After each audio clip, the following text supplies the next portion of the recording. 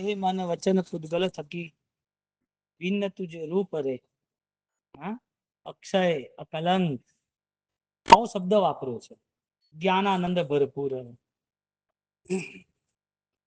મૂળભૂત વાત એ છે કે સત્યની તપાસવું હોય, સત્યને ચકાસવું હોય, સત્યનું નિરીક્ષણ કરવું હોય તો કેવી રીતે કરવું? કોઈ ધારદાર વસ્તુથી, કોઈ મોટા પથ્થરથી, કોઈ કેમિકલથી, કોઈ એની બીજી ઔષધિઓથી. સત્યનું ટેસ્ટિંગ એ પોતાના અંતઃકરણથી છે. એટલે અંતઃકરણને મન વચન પૂતગલ કોઈ લાગતું વળગતું જ નથી.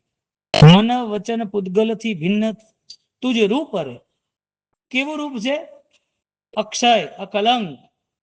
રૂપ કોનું છે? પોતાનું. આત્માનું બોલવા જઈએ ને એટલે છે ને આત્મા નામની એક વસ્તુ થઈ જાય. આપણે પૂછીએ કે જ્વેલરી કોની છે તો મારી બોલો, પણ ક્યાંથી લાવી તો જ્વેલર્સ નું નામ બોલો. તમે બોલો કે આ દવા કોની છે તો કે મારી છે. તો કે દવા કોણે લખીને આપી તો કે આ ડોક્ટર લખીને આપી. દરેક વસ્તુમાં આગળ જેમ જેમ વધી એમ ભેદ આવતો જાય છે. અહીંયા જ્ઞાની કહે છે કે તું આત્મા બોલે તો કોનો?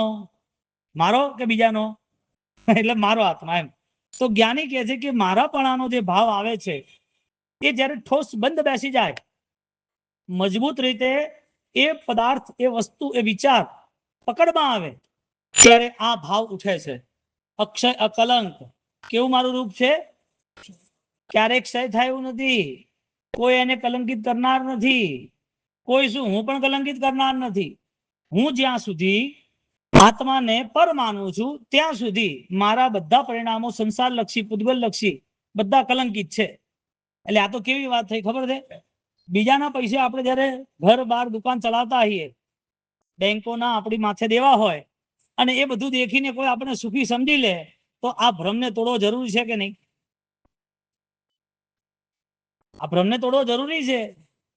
કારણ કે જે વસ્તુ માલિકીની નથી એ વસ્તુમાં કોઈ આપણને માલિક બતાવી દે અને આપણે રાજી થઈ જઈએ તો શું આપણે એ બધા વ્યાજના ચક્કરમાંથી બચી જઈએ?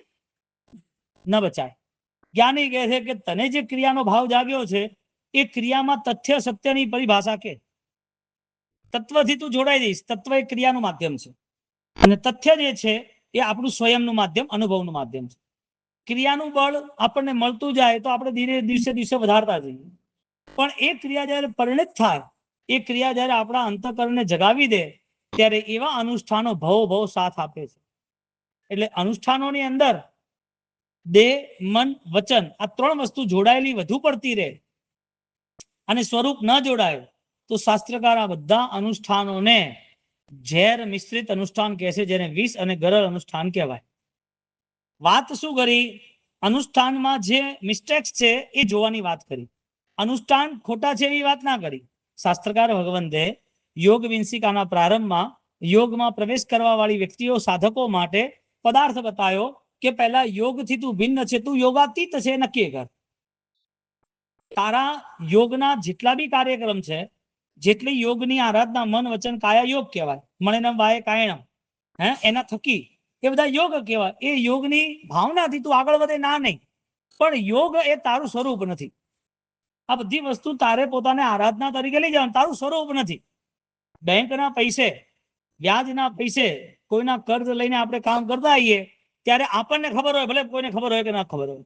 એટલે આફ્ટર ઓલ જેને સ્વ સ્વરૂપની ઈચ્છા છે એના માટે એક વસ્તુ મહત્વની થઈ ગઈ, અટેન્શન ફર્સ્ટ, ઓબ્ઝર્વેશન ફર્સ્ટ.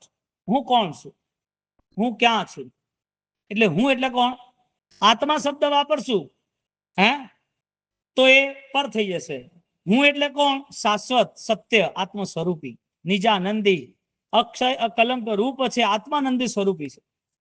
એટલે હું આત્મા વાપરીએ તો આત્મા શબ્દને લઈને હરિભદ્રસુરી મહારાજા લલિત વિસ્તરા ગ્રંથમાં પ્રારંભમાં નમો અરિહંતાણમ આ શબ્દ જોડે નીચે ઘણી બધી ઓલરેડી ટીકા દ્વારા સ્થાપના કરે છે. એટલે ક્રોસ વેરિફિકેશન કરાવે છે કે જે આત્મા છે એ તો ભગવાનનો પણ છે, આત્મા છે તો કીડીનો પણ છે, આત્મા છે તો દેવ, નારદ, જાનવર, તમારી આજુ જેટલા છે બધા આત્મા જ છે. કોઈને કોઈ વળગે તો કે આ તો ભૂત વળગ્યું છે, દેખાય નહીં. આપણો આત્મા નથી દેખાતો, બીજાનો આત્મા નથી દેખાતો. કોઈને વળગ્યું હોય તો કે આવું કંઈક છે, આવી કોઈ મેલી વસ્તુ હશે એટલે વળગી ગઈ હશે. તો આવી પરિસ્થિતિની અંદર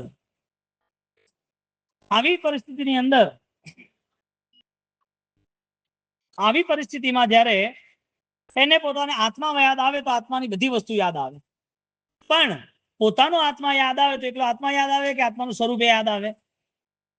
તમે પૈસા વિચારો કે ભાઈ ધન કોને કહેવાય, અથવા એમ વિચાર કરે કે ભાઈ જેની જોડે પૈસા હોય શું કરે, તો જેની જોડે પૈસા તેની લાઈફસ્ટાઈલ અલગ છે. એ પોતે ખાવા પીવામાં જે નોર્મલ થાળી વાપરતો હવે ચાંદીની વાપરે છે. એને નોર્મલ ખાવા ખાવું હતું તો હવે 4 વસ્તુ એ શું બનાવ્યું છે કે આ બરોબર છે, આ બરોબર નથી. એનું ધન અવાજ કરે છે, એનું ધન એને હલાવે છે, ડુલાવે છે. હવે કે આપણે નાની ગાડીથી ના ચાલે, આપણે મોટી ગાડી લાવવી પડશે. પૈસા છે તો નાના ફ્લેટમાં શેના માટે રહેવું, નાનો ધંધો શેના માટે કરવો, નાનો વ્યવહાર શેના માટે કરવો, કોઈ અનુષ્ઠાન કરવું છે તો વીઆઈપી કેમ ન કરવું. આ ધનની પરિભાષા છે. એવી રીતે જેની પાસે સ્વરૂપનું જ્ઞાન આવે, આત્માનું જ્ઞાન નહીં, આત્મા છે એટલી ખબર પડે તો આત્મા નિત્ય છે ક્યારે ખબર પડશે? 6 સ્થાન બતાવે છે. એમાં હરિભદ્ર સુરી મહારાજ નમો હરિહંતાણમ આ શબ્દ પછી અહીંયા સ્પષ્ટ રજૂઆત કરે છે કે દરેક વ્યક્તિ આત્માને માને છે, પરંતુ ગુણવાન આત્મા જે છે એને કોણ માને છે? એટલે જૈન દર્શન આવીને ભૂલ ગુણવત દ્રવ્યમ આવો શબ્દ છે સંમતિ તર્કની ટીકાની શરૂઆતોમાં. આત્મા કેવો છે? ગુણવાળો એવો આત્મા છે. શબ્દ કયો વાપર્યો? આત્મા શબ્દ ના વાપર્યો, આત્મા શબ્દ કોમન થઈ જાય છે એટલે ગુણવાળો આત્મા વાપર્યો. એટલે ગુણવાળા આત્મા માટે એને મહેનત પોતાના માટે કરવાની કે બીજા ઉપર ભરોસો રાખીને કરવાની? અહીંયા આખે આખું સંપૂર્ણપણે જૈન દર્શન સ્થાપન થઈ ગયું કે તમારા કર્મ તમારે બદલવાના, તમારા દુઃખનું કારણ તમે જ છો, તમને સુખ આપનાર, શાશ્વત સ્વાધીન સુખ આપનાર તમે જ છો. એટલે કોઈ પર આશ્રય વધારે ડિપેન્ડ, વધારે આધાર રાખવાની જરૂર નથી. કારણ કે પ્રભુ મહાવીરનો સિદ્ધાંત આ જ હતો કે ગૌતમ સ્વામી મારી જોડે તારો મોક્ષ નહીં થાય ભાઈ, તમારે ત્યાં જવું પડશે. અને ત્યાં ગયા અને પછી પુરુષાર્થ કયો કર્યો? આચાર્ય ભગવાન જયંતિસિંહ મહારાજની સરસ મજાની આ કડી છે. અનિત્ય ભાવના ભાવતા ગૌતમ સ્વામીને ઉપન્યું કેવલ જ્ઞાન પ્રભાત જો ઓ વીરવાલા મુજને મૂકી શું ગયા, વીર તમારો મુજથી ના સેવાય જો. કે પ્રભુ મારાથી વીર સેવાતો નથી, આ આત્માના સ્વરૂપ સુધી આવવાની તૈયારી છે. કે તારો આત્મા મારા જેવો જ છે, તું મારી જોડે થોડો ટાઈમ શું ગયા રે? આયુષ્ય કર્મ અલ્પ, શરીર બલ અલ્પ, આ સંસારની વ્યવસ્થા જે છે એ પૂતગલ આધારિત છે, અહીંયા મોક્ષ નથી એ પણ અલ્પ. અને આ જીવનની અંદર દરેક વ્યક્તિએ અધ્યાત્મ તરીકે આગળ વધવું હોય તો બધું ત્યાગ કર્યા વગર છૂટકો જ નથી. હું કરીશ તો મારી પાસે તું કરીશ એમ કરી અને પ્રભુ મહાવીર એ ઓલરેડી વ્યવહારિક દેખાય વિયોગ અને વાસ્તવિક દેખાય સંયોગ. એટલે આત્મા બોલીએ તે સામાન્ય જ્ઞાન, સ્વરૂપ વાળો આત્મા બોલે તો વિશિષ્ટ જ્ઞાન. પૈસા છે તમારા હાથમાં અને તમે ઓલરેડી બેંકમાં જમા કરાવવા જાઓ, પૈસા છે તમારી પાસે એ જ્ઞાન સાચું, પણ વાસ્તવિક સત્ય જ્ઞાન કયું છે? આ તો પેલા પેમેન્ટ દુકાનનું છે, મારું નથી. મારે દુકાનના કંપનીના ખાતામાં પૈસા ભરવાના છે. આપણે માણસ તરીકે ત્યાં જઈએ છીએ. પૈસા તમારી જોડે સાચા ને, પણ તમારા જે સાચા ખરા? જ્ઞાની અહીંયા કહે છે આત્માનું સ્વરૂપ એ મારું છે, બાહ્ય જે છે એ મારું નથી. કઈ બાહ્ય તરીકે શું આવે? બાહ્ય જેટલું પણ આપણે અપનાવીએ બધું બાહ્ય, આપણા માટે અપનાવીએ બધું આપણું. એક જ વસ્તુ સેમ, પૈસો છે એ તમારી પાસે છે, તમને કોઈ જોવે છે અને એ બી કહે છે કે આની પાસે ધન છે, આની જોડે પૈસો છે. પૈસો કોનો છે નક્કી કરો. બેંકમાં ભરાવા જાઓ છો તો કંપનીનો છે, તમે બેંક જોડથી લીધા હોય તમે રહેતા હો તો હજી એનું વ્યાજ ઈએમઆઈ બાકી છે એ એનું છે, એટલે તમારું છે. આ નક્કી કોણ કરે? પોતે. એમ અહીંયા નક્કી કરવાનું છે કે મારું જે સ્વરૂપ છે એ ક્રિયા જોડે જોડાયેલું છે. અનુષ્ઠાનોની પ્રીતિ મારી કેવી છે? જો અનુષ્ઠાન સાથે મારું સ્વરૂપ જોડાયેલું હોય તો પછી એ અનુષ્ઠાનના સ્વરૂપની અનુભૂતિ, એનું સ્થિરતા કેવી હોય? ધન આવે તો એનું પરિવર્તન આવે કે ના આવે? એમ ધર્મ આવે તો કયું પરિવર્તન આવે? શાસ્ત્રકાર કહે છે એનું પરિવર્તન નિષ્કસાય અવસ્થાનું આવે. શું આવે? એટલે પહેલા જ અરિહંત પદની ઉપાસનામાં હરિભદ્ર સુરી મહારાજે નમો અરિહંતાણમ આ શબ્દની અંદર સંપૂર્ણતયા અદ્વિતીયવાદ, અદ્વૈત, અદ્વૈત ન દ્વિતીય, પ્રથમ દ્વિતીય તૃતીય સંસ્કૃતમાં આવે ને એમ અદ્વૈતવાદ આવું એક દર્શન છે. કે બીજું કોઈ જ નહીં, એટલે એક જ માત્ર ઈશ્વર. એટલે ત્યાં દલીલ કરે છે, દલીલ એટલે ક્રોસ કરે છે કે ભગવાન જે છે ને એ એક છે, એ બધાના એક જ ગણવાના, અને જેટલા પણ આ જગતની અંદર માણસો છે, સારા કામો થઈ રહ્યા છે, આ બધા ભગવાને બનાવ્યા છે. ઇટ્સ ધ ગોડ ક્રિએશન, આ ભગવાનના નિર્માણ છે. આવું અદ્વૈતવાદ અન્ય દર્શનમાં આવું જણાવવામાં આવે છે. એટલે ઈશ્વર કર્તૃત્વ કહેવાય, ભગવાન બધું કરશે. આપણે હા કહીએ, હા ભગવાન કરશે. અમારા માટે જે ભગવાન કેવલ જ્ઞાની છે, ભગવાન ગુણવાન છે, જે ભગવાને ગુણોનો રસ્તો ગુણસ્થાનક બતાવ્યું છે, એવા ભગવાન અમને માન્ય છે. કારણ કે ભગવાન એ પોતે ભગવાન બનાવવાના રસ્તે લઈ જાય છે. ભગવાને ક્યારેય એના ભક્તને ગુલામ નથી રાખતો કે મારા પ્રમાણે તું કર. કોઈ બાપ એના દીકરાને નબળો રાખે? કેમ? એ તોફાની હોય, નથી માનતો, લગ્ન કર્યા પછી પણ ઓલરેડી એ એને ફાવે એમ બધું કર્યા કરે, તો પણ પિતાજી લાજ ખાતર, એના પ્રેમ ખાતર એનું સાચવે કે ના સાચવે? નબળો હોય તો સાચવે ને. પહેલા તો નબળો બનાવે નહીં, અને નબળો ન હોય અને કઈ તકલીફ કરે તો સાચવે કે ના સાચવે? કરુણા સ્નેહ છે એટલે જ ને. આ ભગવાન છે, કરુણાવાન છે. એક પણ આત્મા સંસારની અંદર દુઃખી ના રહેવો જોઈએ. એક પણ આત્મા સંસારની અંદર સામાન્ય સુખ નહીં, સ્વાધીન સુખની સાથે જોડાવો જોઈએ. આવા સુખ સાથે જોડાવા ભગવાને રસ્તો બતાવ્યો કે હું અરિયંત બન્યો છું તો અનંત અરિયંત બન્યા છે. એમને જે દેશના આપી છે એવા માર્ગે હું ચાલ્યો છું, આ માર્ગે તમારે ચાલવાનું છે. એટલે નમો અરિહંતાણમ પદ્ધતિ નક્કી કર્યું. ત્રિકાલવર્તી, ભૂત ભાવિ ભવિષ્યથી, આપણે સ્નાત્રમાં બોલીએ છીએ ને, અતીત અનાગત કાલ અનંતા તીર્થંકર જગદીશ. હા, સાધારણ એ કળશ જે ગાવે. કેમ આવું કે છે? કારણ શું? કારણ કે જે ભૂતકાળમાં જીવ ભવ્ય છે એ પણ એના કર્મ ખસશે, એટલે એનું પણ સ્થાન ક્યાં છે? મોક્ષમાં. જે આજે પણ નિકટ ભાવ મોક્ષગામી છે એવા જીવોની સાધના પણ એને પોતાને અલ્પકાળની અંદર લઈ ક્યાં જશે? મોક્ષમાં. અને જે વિશિષ્ટ પરાકાષ્ઠાની સાધનાઓ કરે છે, હા, એવા પરાકાષ્ઠાની સાધનાની 7-8 ભવે મોક્ષ થાય કે ના થાય? એટલે મુક્તિ કોની? ક્રિયાવાળાની કે અધ્યાત્મવાળાની? આત્મ સ્વરૂપની કે આત્માની વાતો કરવા વાળાની? આત્મ સ્વરૂપની. એટલે અહીંયા ખાલી આત્મા બોલીએ તો જનરલ થઈ જશે, કારણ કે આત્મા પરમાત્મા આવી છે, આત્મા બીજા બધા છે. પણ સ્વરૂપી આત્મા, ત્રિકાલી ધ્રુવ આત્મા, દ્રષ્ટા જ્ઞાતા ભાવનો આત્મા, આત્માનું સ્વરૂપ લક્ષી આત્મા, એવો જે અધ્યાત્મ ઠસોઠસ ભરીને બેઠો છે, એવા આત્મા માટે એને આ દુનિયાના નો રિએક્શન ઇઝ બેસ્ટ એક્શન. એને કોઈ પ્રોબ્લેમ જ નથી દેખાતા. એનું મન એકદમ પરમ શાંતિથી નિર્ણય કરવા વાળું બને છે. કારણ કે કસાયો બધા શરૂ થાય તો બધી પૂર્વની જિંદગીઓ સામે મળવા માંડે. આપણા અંદરના જે દુર્ભાવો છે એ બધા આપણા ભૂતકાળના રોલો બહાર લાવે. ઝઘડાની ઈચ્છા થાય છે, કૂતરાના જીવનની બધી દુનિયા બહાર આવી ગઈ. લોભ લાલચની ઈચ્છા થાય છે, સાપના જીવનની બધી દુનિયા બહાર આવી ગઈ. એટલે આપણું દેહ બદલાયો છે.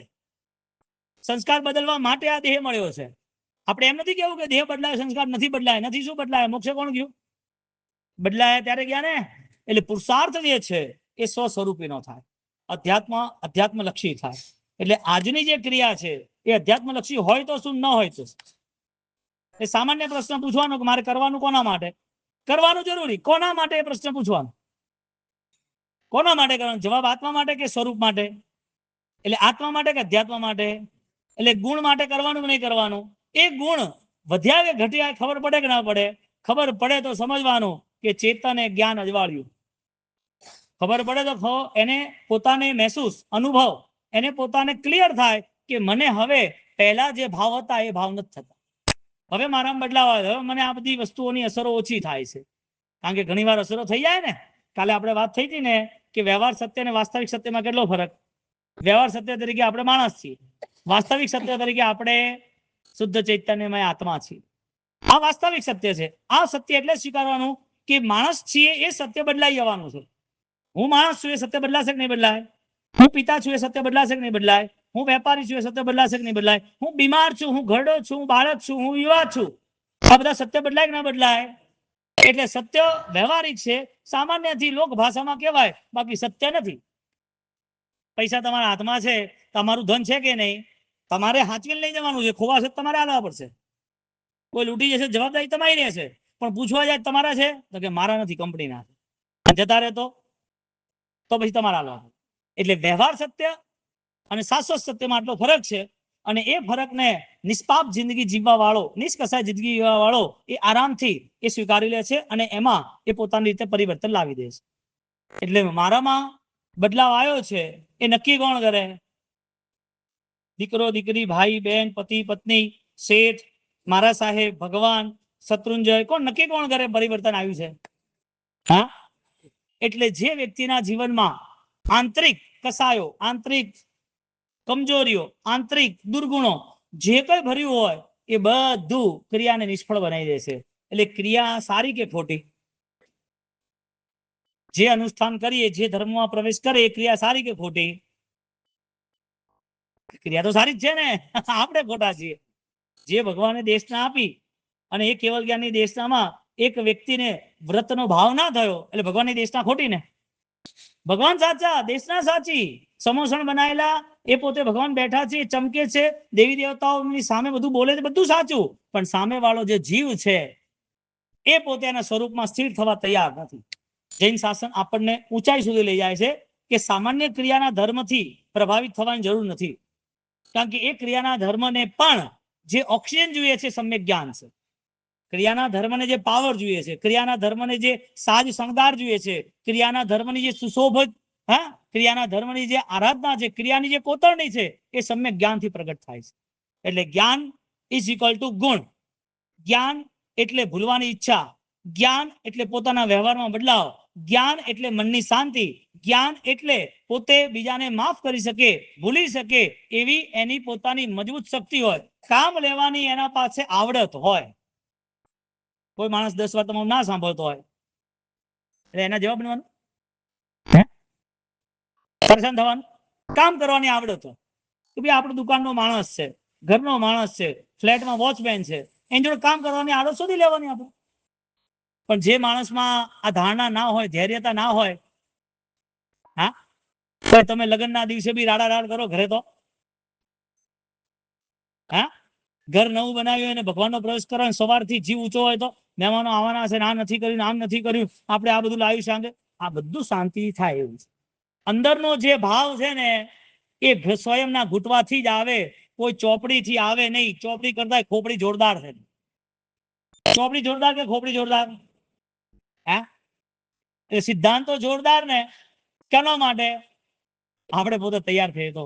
આવી સુંદર મજાની આરાધના આપણે પોતે પોતાના આત્મા માટે નક્કી કરી અને આગળ વધવાનો ભાવ રાખીએ.